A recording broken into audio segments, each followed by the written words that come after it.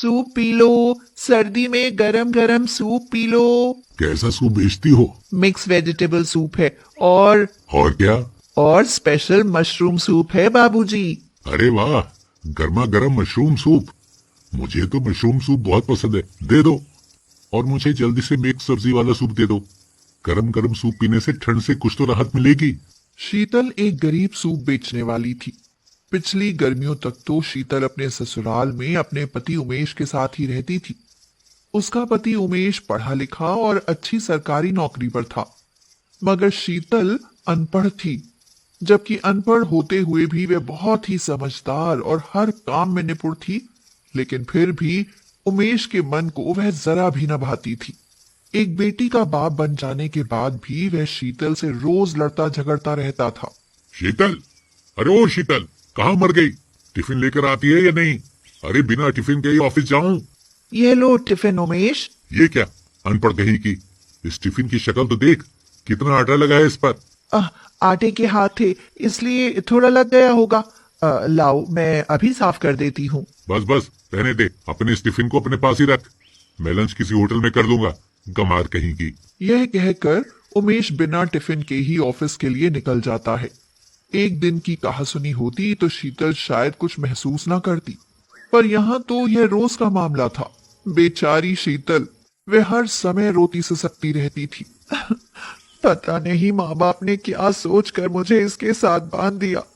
मैं इनके लिए कुछ भी कर लूं, पर ये तो कभी खुश होते ही नहीं।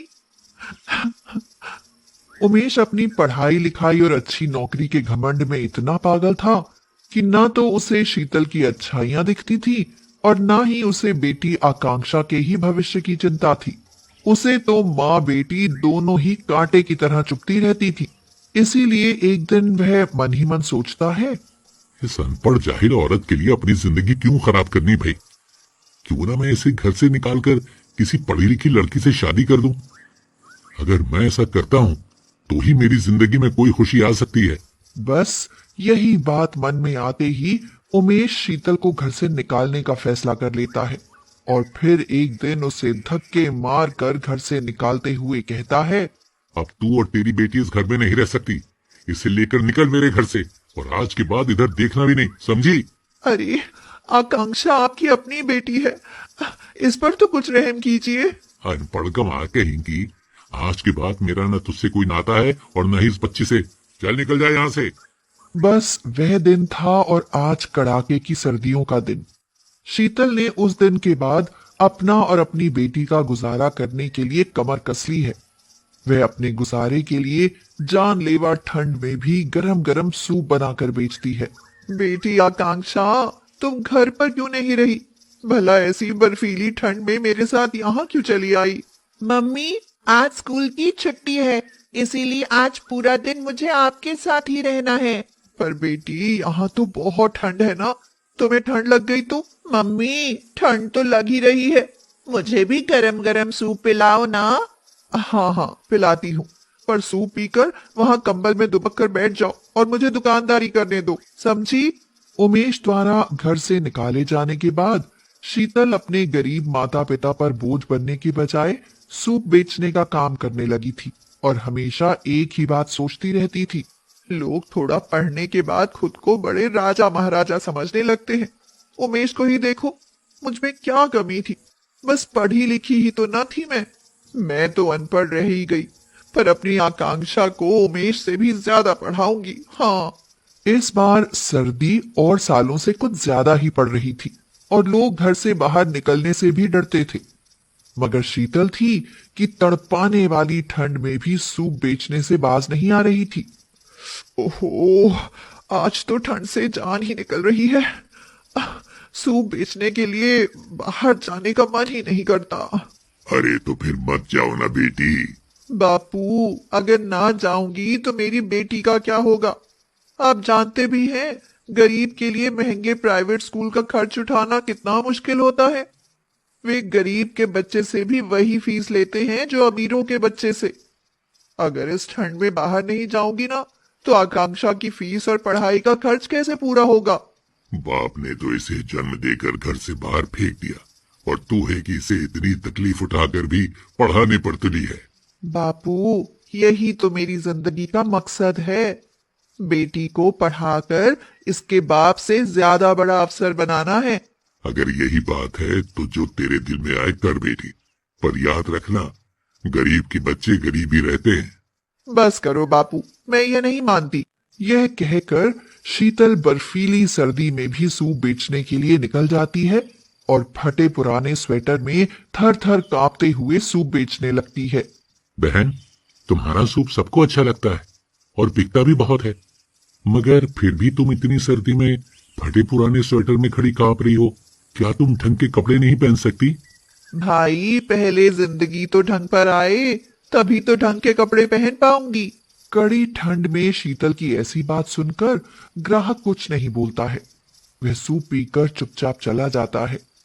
फिर समय बीतता जाता है और शीतल सूप बेचकर आकांक्षा को पढ़ाती जाती है।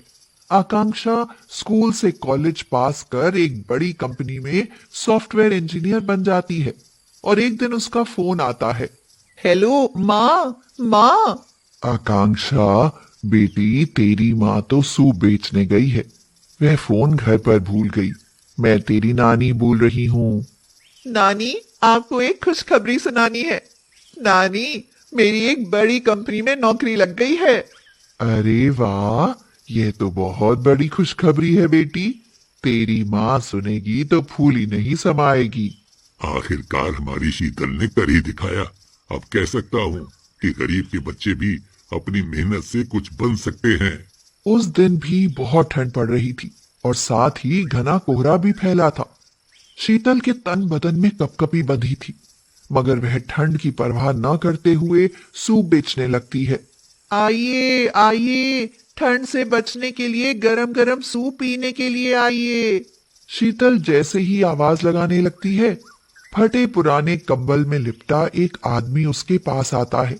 वह ठंड से कांप रहा था, दिखने में किसी बीमार भिखारी से कम न था, मगर उसे देखते ही शीतल चौंक जाती है और कहती है, अरे उमेश, तुम और इस हालत में, ये सब मैं क्या देख रही हूँ?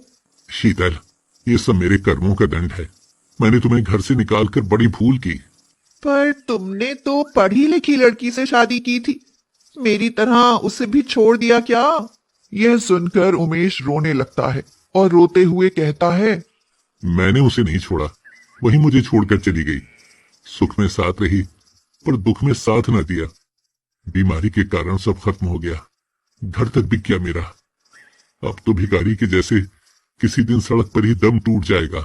यह कहकर उमेश बिना सूप पिए ही वहां से जाने लगता है, मगर तभी शीतल उसे रोक लेती है और कहती है, सुनो उमेश, तुमने मुझे छोड़ा जरूर है, पर तलाक नहीं दिया है अब तक। अब तो मेरा दुनिया से ही तलाक होने वाला है शीतल, अब उसकी जरूरत नहीं पड़ेगी।